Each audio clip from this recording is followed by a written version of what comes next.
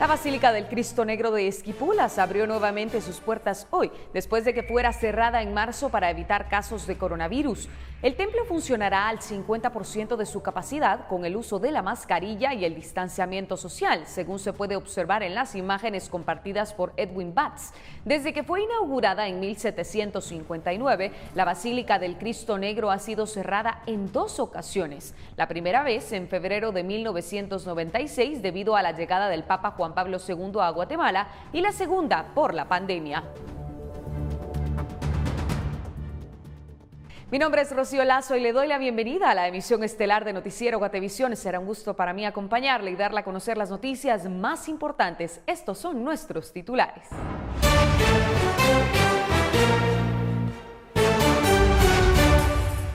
Ministra de Educación confirma que clases en el sector público para el ciclo 2021 iniciarán el 15 de febrero. Apuestan a crear burbujas con 5 estudiantes.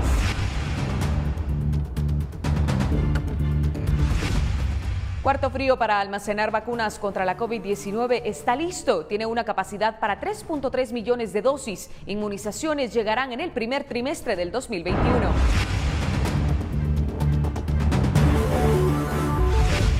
La Fiscalía contra la Corrupción revela detalles de la estructura bufete de abogados VIP que aseguraba ejercer influencia sobre fiscales y jueces.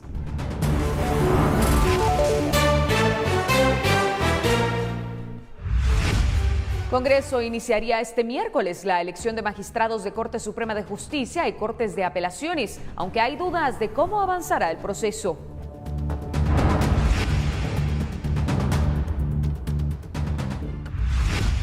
Más de 20 niños y jóvenes escuchan por primera vez los sonidos de su familia al recibir un implante coclear durante la primera jornada por parte de la Fundación Ayúdame a Escuchar.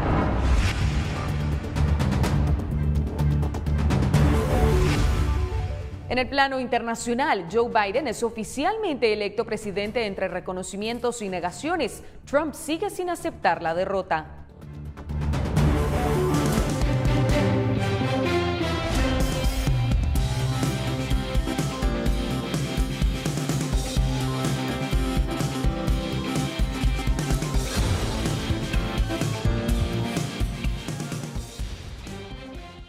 Le agradecemos por elegirnos para informarse. Comenzamos con la información. Sandra Torres, ex candidata presidencial de la Unidad Nacional de la Esperanza, UNE, no podrá asistir a la Asamblea General de ese partido político, ni tampoco viajar al interior del país durante las fiestas de Navidad y fin de año, según resolvió un juez.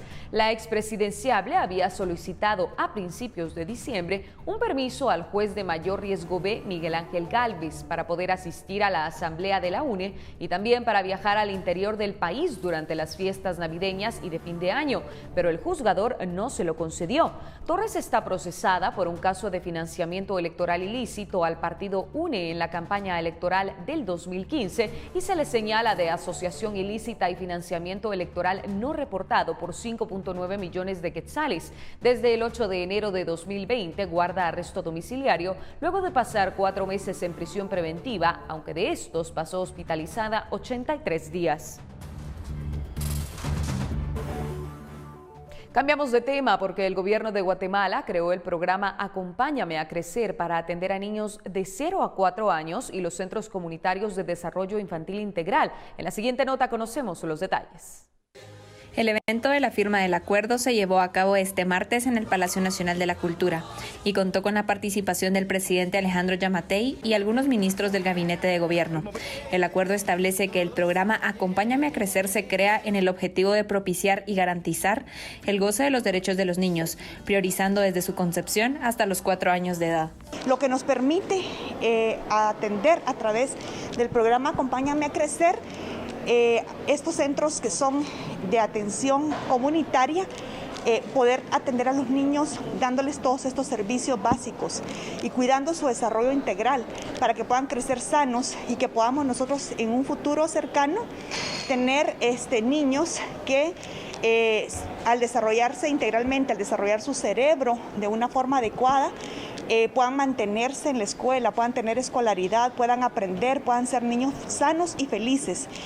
Esto se hará a través de la implementación de acciones de prevención y atención, así como la promoción de la participación y protagonismo de la familia y la comunidad, con enfoque inclusivo, pertenencia cultural y lingüística. Este acuerdo gubernativo crea el programa Acompáñame a Crecer y los centros comunitarios de desarrollo integral infantil, con el objetivo de propiciar y garantizar el goce de los derechos de los niños, priorizados desde su concepción hasta los 4 años de edad. También en dar a los niños la atención integral, que significa propiciar su salud y nutrición, oportunidades de aprendizaje temprano y protección en el hogar, la comunidad y en las instituciones que les prestan servicios básicos, en el seno de familias que les proveen cuidados desde sus primeros años de vida. Con imágenes de Byron García, reportó para Noticiero Guatevisión, María Olga Menaldo. Las tormentas tropicales ETA e IOTA dañaron gran parte del territorio nacional. Dentro de la infraestructura afectada están las escuelas. Se reportaron 380 centros educativos perjudicados por ETA. Según las autoridades del Ministerio de Educación, ya se ha iniciado con la reparación de los mismos. Estos se suman a los 10.000 edificios escolares que no cuentan con la infraestructura necesaria para implementar las medidas de prevención contra la COVID-19. Hay aproximadamente 11.000 centros educativos que necesitan ser reparados. Se han reparado además 2.000 escuelas, en donde se han utilizado 95 millones de quetzales para los trabajos. Quedan aproximadamente 9.000 por ser reparadas. Un total de 52 escuelas del sector público de Escuintla fueron remozadas por el Ministerio de Educación. Esto con el propósito que para el ciclo escolar 2021 las condiciones para los alumnos puedan ser las adecuadas y así poder cumplir con los protocolos establecidos por la pandemia. Sin embargo, padres de familia han expresado su preocupación con líderes de sus comunidades ante el riesgo que puedan correr sus hijos al enviarlos, aunque sea por poco tiempo, a la escuela. Y por otro lado, tienen la dificultad de no contar con recursos para poder pagar servicio de internet o bien tener un teléfono adecuado para conectarse y recibir sus clases. Maestros resaltan que las clases presenciales dependerán mucho que se puedan desarrollar dependiendo del color del semáforo COVID que se tenga en cada municipio.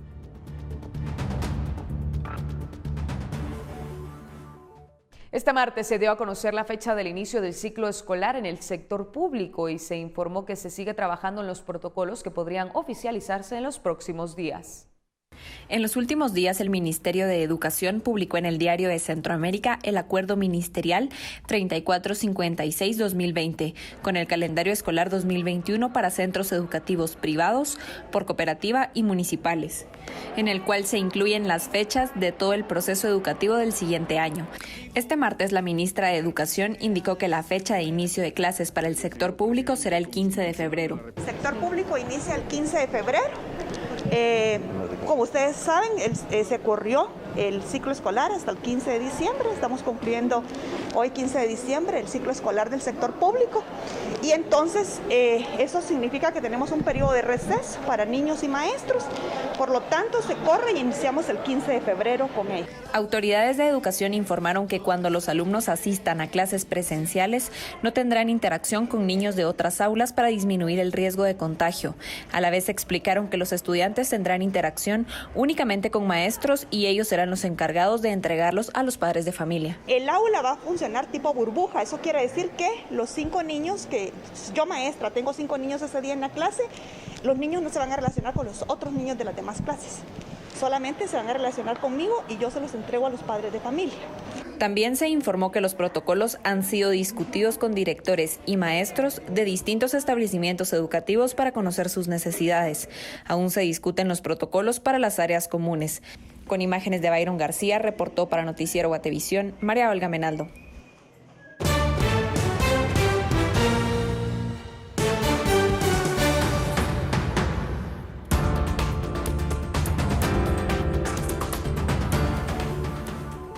Vamos a la primera pausa de la noche, pero al volver, Guatemala ya cuenta con un sistema para mantener vacunas contra la COVID-19. Luego de la pausa hablamos sobre este y otros temas. Quédese con nosotros.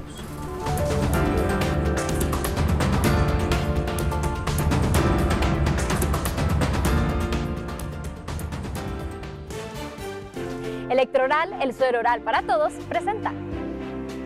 9 de la noche con 15 minutos. Autoridades de salud inauguraron este martes la remodelación del lugar donde se almacenarán las vacunas contra el coronavirus que llegarán a Guatemala en los próximos meses, informó la ministra de Salud, Amelia Flores. De acuerdo con las autoridades, el cuarto frío tiene la capacidad de albergar las 3.3 millones de dosis de la primera compra, aunque reiteraron que no todas llegarán al país al mismo tiempo. Salud invirtió 1.7 millones de quetzales en la remodelación del cuarto frío. El 3% de las 3.3 millones de vacunas llegarán a Guatemala en una primera entrega en el primer trimestre del 2021.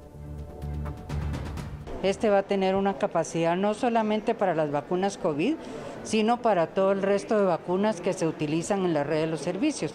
Aquí estamos hablando de las inmunizaciones para los niños.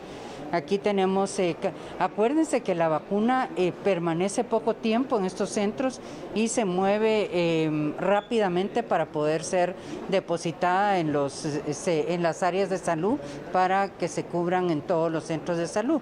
Pero aquí tenemos capacidad para más de 1 millón de dosis. Y para conocer más detalles sobre las medidas de control que se debe tener con las vacunas contra el coronavirus, contactamos a la infectóloga y epidemióloga Iris Casali, a quien agradecemos por atender a Noticiero Guatevisión. Doctora, bienvenida. Buenas noches, Rocío. Buenas noches a todos. Guatemala tiene listo el cuarto frío para almacenar las inmunizaciones. ¿Es suficiente esta medida o se deben tomar en cuenta otros detalles para las dosis? Todas las vacunas deben tener una cadena para preservarse y la primera es tener un espacio donde colocarlas y luego hay que tener mucho cuidado y control en el transporte y el arribo a los lugares donde se van a aplicar con controles continuos de temperatura. ¿Qué diferencia hay entre las vacunas que requieren supercongelación y otras que únicamente requieren congelación? ¿Con qué equipos cuenta nuestro país y qué sucederá cuando las vacunas deban ser trasladadas al interior, como por ejemplo a los lugares cálidos? Bueno, yo quisiera decir acá que esta noticia que nos están dando del cuarto frío es un cuarto que va a poder permitir guardar y almacenar vacunas, digamos que estándar. No es un cuarto ultra frío como requieren las vacunas de Moderna y de Pfizer. Esto es algo que ya Guatemala ha utilizado en otro tiempo porque nosotros tenemos esquemas y programas de vacunación e inmunización en donde tenemos ya una cadena de frío que se mantiene para poder llevar a cabo las vacunaciones. Entonces, no estamos entrando en un campo que no conocemos, sino que Guatemala afortunadamente tiene un programa de vacunación para la infancia que desde hace mucho tiempo utiliza la cadena de frío. ¿Esto podría traducirse en una limitante para nuestro país? Pues no, los países, las regiones que tenemos cálidas y en los alrededores tienen centros de salud que tienen en sus lugares refrigeradoras que guardan las vacunas a las temperaturas que debe ser. Y el cuidado de esto es mantener siempre los termómetros para llevar un control de la temperatura de forma continua e idealmente tener plantas para que si baja la luz o la electricidad no se queden sin suficiente energía en las refrigeradoras y guarden las vacunas. Doctora, para concluir, los casos en Guatemala van en aumento con el paso de los días. ¿Cómo considera que podría terminar el año en el país y considera que hay un subregistro y de qué porcentaje aproximado estaríamos hablando? Bueno, yo sí, desde hace más o menos un mes y algo hemos estado anunciando la posibilidad de que vamos a tener un repunte debido a la liberación de las restricciones, pero es indudable que sí nos vamos a acercar a una segunda ola, muy probablemente en enero. Sí, yo creo que esto es claro que está incrementándose, que desafortunadamente la gente ha olvidado que el virus sigue vivo y se ha calculado que más o menos un 25% de la población podría estar siendo positiva sin que nos estemos dando cuenta de ello, como lo demostró la Coprecovid a través del estudio de los anticuerpos que hizo con el doctor Asturias. Doctora, ¿cuándo podríamos esperar la peor fase de esta segunda ola de contagios de COVID-19? Bueno, si vemos lo que ha sucedido en los otros países, que Guatemala no es distinto a los demás, debiéramos tomar en cuenta una forma de conducta que ha tenido la población y esta es particularmente el hecho que hemos tenido tantas reuniones sociales en los últimos días. Desafortunadamente viene la Navidad, viene el Año Nuevo y la gente está reuniéndose e yendo a compras. Yo esperaría, desafortunadamente, que esto se dé en el mes de enero, entre mediados y finales. Doctora, muchísimas gracias por compartir con nosotros en la emisión estelar de Noticiero Guatevisión. Nosotros, por supuesto, estaremos dando seguimiento a toda esta información. Gracias por acompañarnos. Adiós, gracias. Que tenga una excelente noche. Hablamos en este momento con la infectóloga y epidemióloga, la doctora Iris Casali, quien nos brindaba más información acerca de este cuarto frío que ya se ha instalado en Guatemala y que tendría la capacidad de almacenar 3.3 millones de dosis que se estarían distribuyendo en el primer trimestre del 2021. Electroral, el suero oral para todos, presentó. Conocemos ahora la actualización de casos de COVID-19 en nuestro país. El Ministerio de Salud reportó este martes otros 677 casos nuevos de coronavirus, para hacer un total acumulado de 130.083 desde el inicio de la pandemia. En las últimas horas se confirma la muerte de 31 pacientes más, con lo que la cifra en todo el país es de 4.476 decesos. Además, la cantidad de casos recuperados estimados es de 118.793. Además, los casos activos estimados son de 6.813 y se efectuaron 4.776 pruebas en las últimas horas para detectar posibles contagios. Recordemos que esta actualización corresponde al 14 de diciembre de las 0 a las 23:59 horas.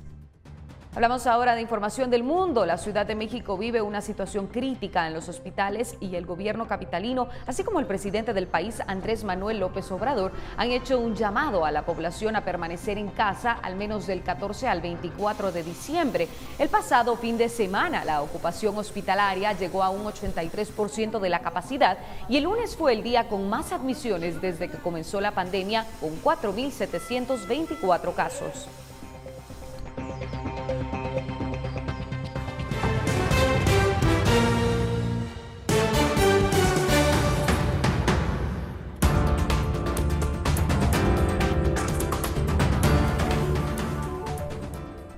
El Ministerio Público da detalles sobre el grupo que ofrecía asesoría legal, pero a la vez amenazaba a fiscales. ¿A quienes señalan por este caso? Tenemos el informe al volver.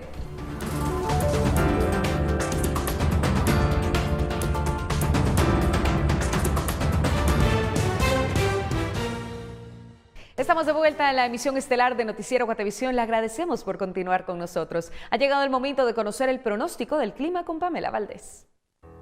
Muy buenas noches, qué gusto saludarles. Compartimos a continuación las condiciones del clima de mañana a través de esta gráfica del territorio nacional para que usted en casa se empiece a preparar. Y como puede observar en pantalla, tendremos cielos parcialmente nublados en la mayor parte del periodo, con probabilidad de lloviznas en la mayor parte también del territorio nacional. Se mantendrá principalmente soleado para el departamento de Izabal, totalmente nublado para la costa sur y en las Verapaces de nuestro país. Las condiciones a continuación en los próximos días, específicamente en la ciudad capital, esperamos lloviznas para el miércoles, principalmente en horas de la tarde y parte de la noche, con una temperatura máxima de 26 grados centígrados. Y para los días jueves y viernes, probabilidad y condiciones de cielos parcialmente nublados con temperaturas máximas de 24 grados centígrados. Y por último les compartimos la salida del sol. Lo esperamos mañana a las 6:20 de la mañana y se ocultará a las 5:36 de la tarde. Hasta aquí yo con la información del clima. Regreso con ustedes al set. Gracias, Pamela. Nosotros continuamos con las noticias. Un deslave tiene cortado el tráfico en el kilómetro 183 a la altura de Purulá, en el departamento de Baja Verapaz. La circulación ha quedado reducida a un solo carril, por lo que se reportan largas filas en ambos sentidos. Al momento, el Ministerio de Comunicaciones, Infraestructura y Vivienda ya tiene personal y maquinaria trabajando para liberar el paso.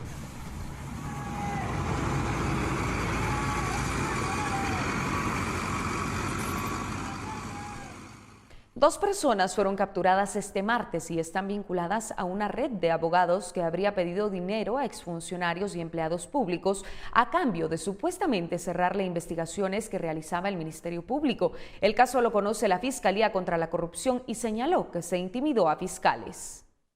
La Fiscalía contra la Corrupción del Ministerio Público dio a conocer este martes la investigación a una estructura denominada Bufete de Abogados VIP. El fiscal Estuardo Campo indicó que dicho grupo buscaba contactar a exfuncionarios y empleados públicos que habrían sido denunciados por la Contraloría General de Cuentas.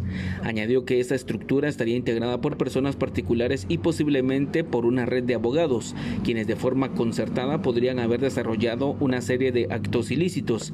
El mecanismo para contactar a las potenciales víctimas consistía en enviarles correos electrónicos por medio de los cuales se ofrecían los supuestos servicios profesionales, colocando los números telefónicos para proceder a acordar reuniones presenciales.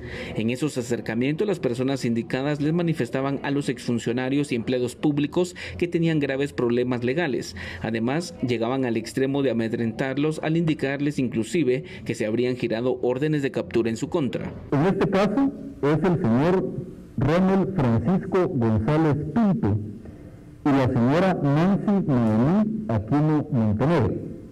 Estas dos personas fueron capturadas esta mañana en un inmueble ubicado en la colonia El Mirador, en la zona 11 de la ciudad de Guatemala, lugar en el cual actualmente se continúa desarrollando el allanamiento, indistintamente que ellos ya han sido puestos a disposición del órgano jurisdiccional que ordenó su aprehensión, es decir, del juzgado quinto de primera instancia penal.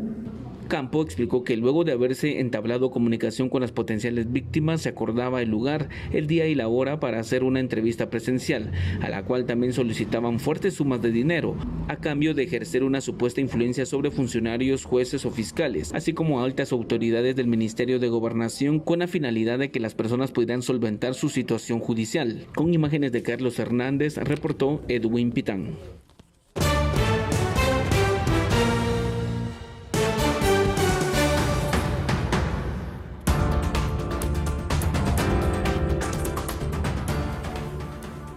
Incrementan puestos de control con alcoholímetro. ¿Qué riesgos de contagio de COVID existen con el uso de este equipo? Tenemos los detalles al volver de la pausa.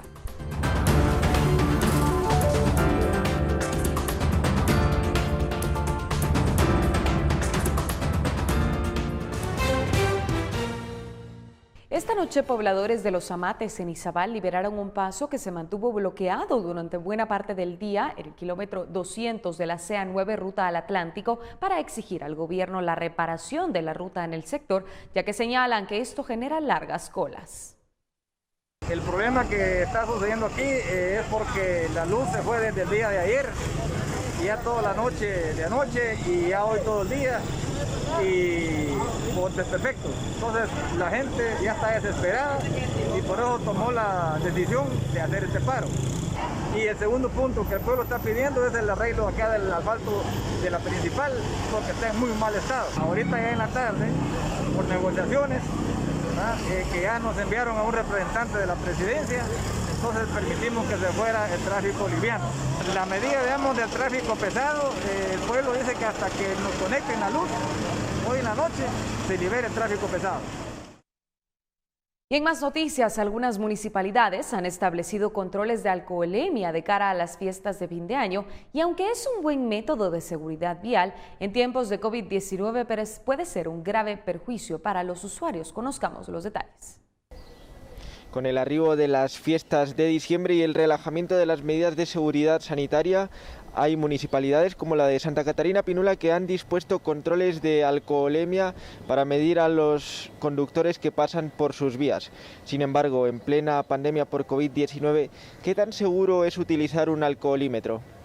Porque hay que decirlo, algunas medidas han tomado. Se le acerca a la persona, por lo menos tiene que tener 20 centímetros, en ningún momento la persona toca la boquilla, sopla y el alcoholímetro detecta si la persona ha ingerido bebidas alcohólicas. Las boquillas que utilizamos son totalmente desechables, se le dan a la persona que se le realiza la prueba, que ella se la lleve, y nuestros agentes andan con guantes y mascarillas. No son efectivas para evitar la propagación. El problema es la contaminación que puede tener el mecanismo interno dentro del alcoholímetro donde está presente el virus. Eventualmente puede contaminar la boquilla, la nueva boquilla que se pueda colocar y contaminarse a la persona con el coronavirus. Y la idea de soplar a distancia tampoco ayuda.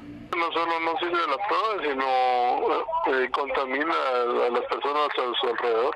Desde la comuna no es algo que hayan discutido con las autoridades sanitarias y el Ministerio de Salud no cuenta con ningún protocolo ni directriz relacionada. Entre tanto, se han empezado a colocar operativos en varios puntos de lo que es el municipio. Hemos colocado en la 20 calle, hemos colocado sobre el kilómetro 8, sobre carretera El Salvador, y el que más hemos colocado es el del kilómetro 15.5, donde se ha intensificado, porque es donde pasa la mayor cantidad de gente que anda manejando en estado de ebriedad. La PMT ha multado a 100 personas, quienes han debido pagar 5.000 quetzales cada uno, además de, claro, el riesgo de contraer COVID-19. Con imágenes de Elmer Vargas, reportó para Noticiero Guatevisión, Felipe Garrán.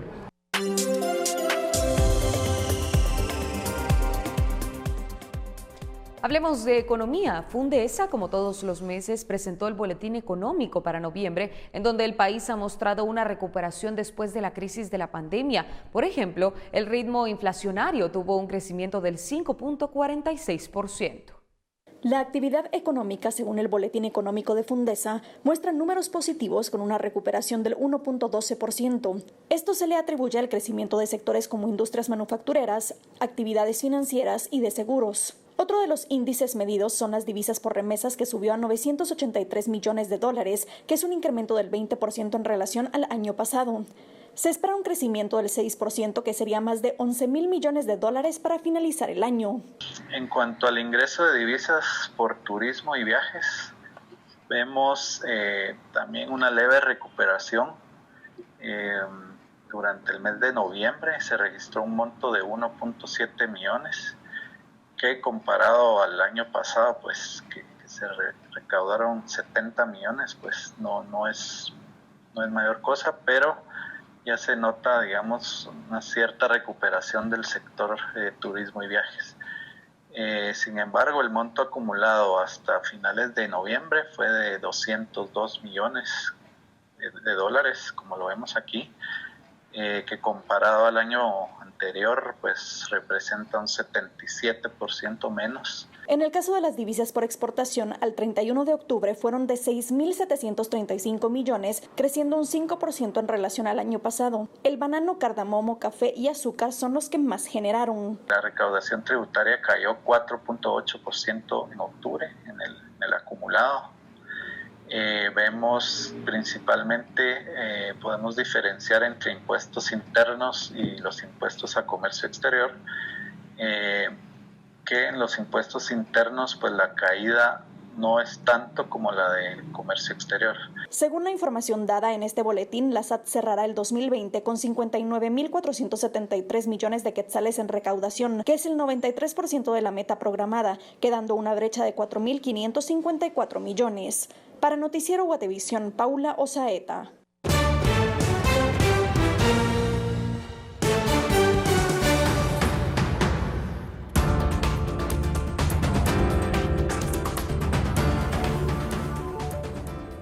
¿Qué panorama se avisora para la elección de magistrados de Cortes de Justicia? El Congreso ha convocado para las próximas horas. El informe se lo contamos al volver.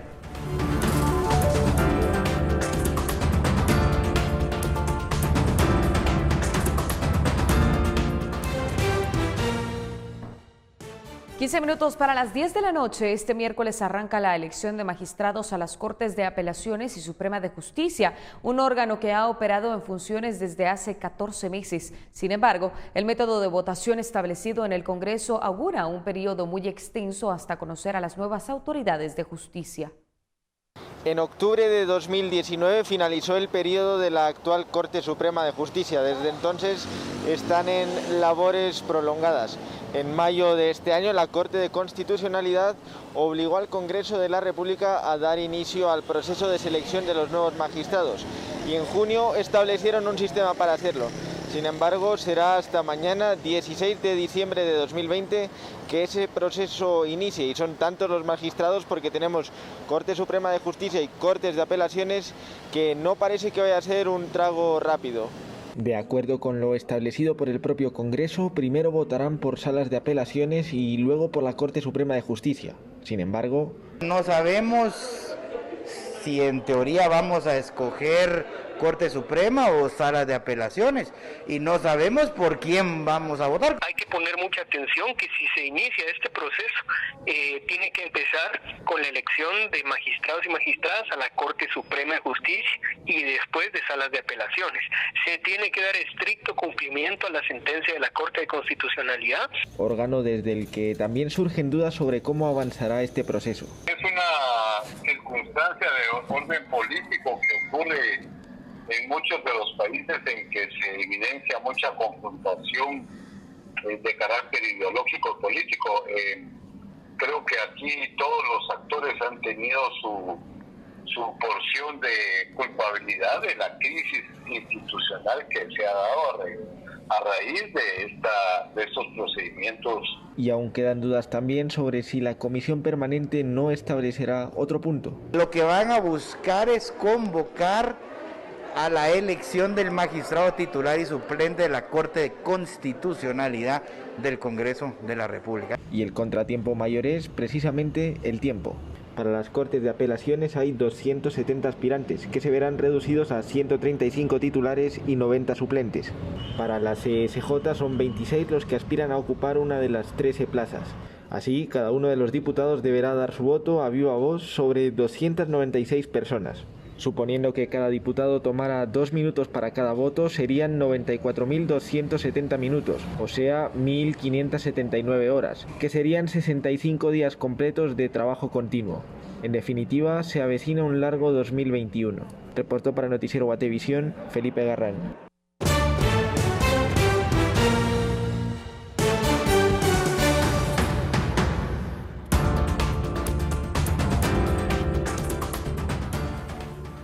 Niños y adolescentes reciben implantes para poder escuchar nuevamente. ¿En qué consiste esta iniciativa y cómo puede participar o apoyar? Volvemos con la información.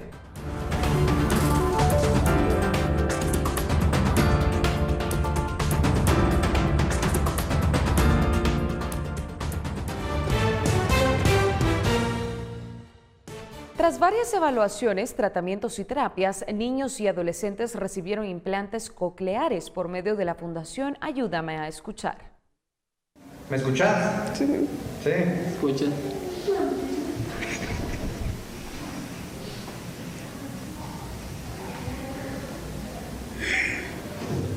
Esta fue la reacción de Stephanie Sánchez al escuchar por primera vez el sonido que le rodeaba al colocarle el implante coclear que ella y más de 20 niños y adolescentes recibieron de la Fundación Ayúdame a Escuchar durante la primera jornada. Emociones a flor de piel como llanto, miedo o alegría son algunas de las reacciones de quienes lo reciben, así como de padres y encargados. Tal vez no misión cumplida, pero lo que ha estado en mis manos lo he hecho.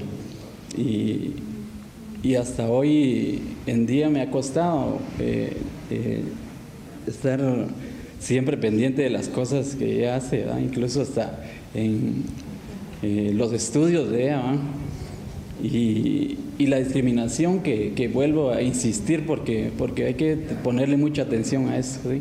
La Fundación ha brindado apoyo con evaluaciones, implantes cocleares, cirugías y terapias a más de 120 personas. Y esto es muy importante y que el pueblo se dé cuenta y hay personas generosas que ayuden a la Fundación, que apadrinen un niño. Nosotros no les pedimos el dinero, que lo apadrinen, nosotros los guiamos cómo pueden orientar a estos niños, incluso los alcaldes, gobernadores, todos que ayuden a su gente. Según estadísticas del INE, 361.208 personas padecen pérdida auditiva. Si usted desea más información, puede comunicarse al 2441-4356. El escuchar por primera vez los sonidos que su familia y el mundo tiene para cada uno de ellos significa un nuevo renacer. Para Noticiero Guatevisión, Eric Ávila y María René Barrientos.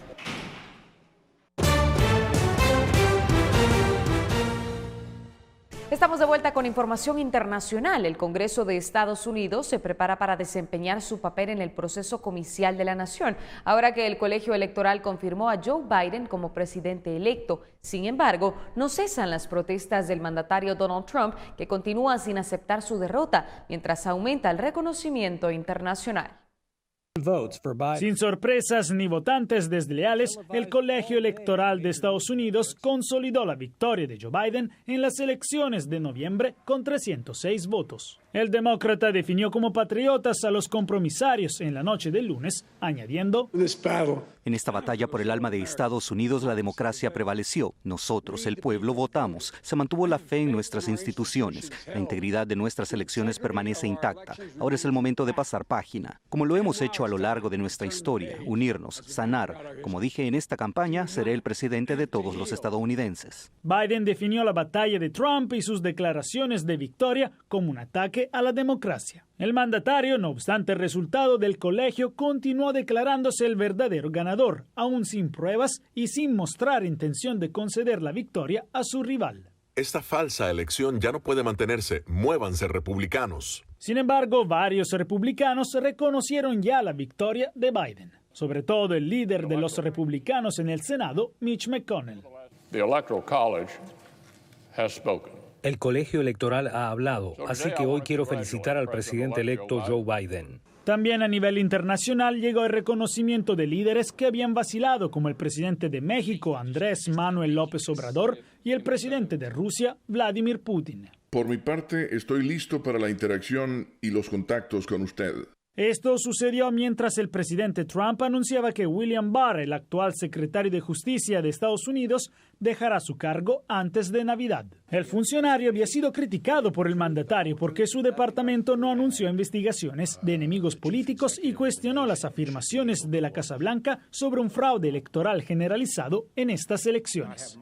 Jacopo Luzzi, Voz de América, Washington. Gracias, Iván, por estar con nosotros. Es así como ponemos punto y final a la emisión estelar de Noticiero Guatevisión. Mi nombre es Rocío Arazo y, como siempre, ha sido un gusto acompañar.